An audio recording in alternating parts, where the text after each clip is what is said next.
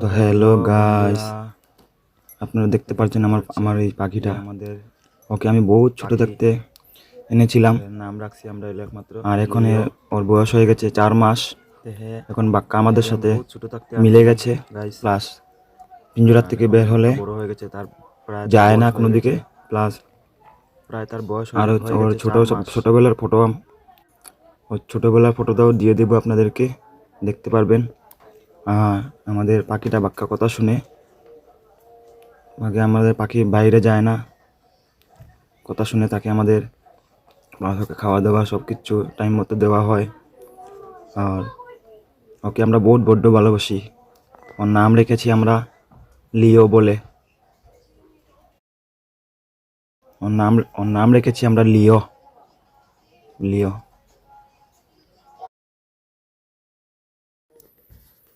তো hello guys, আমি স্ক্রিনের নিচে এই ফটোটা দিয়েছি আমাদের লিও।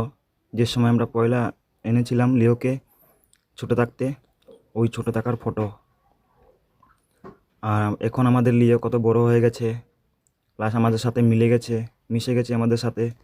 কোনো দিকে যায় না, কিচ্ছু না। ও যেরকম বলি ওরকমই করে, শুধু কথাটা একটু বলতে পারে না, তো ওটাও শিখে যাবে কথা।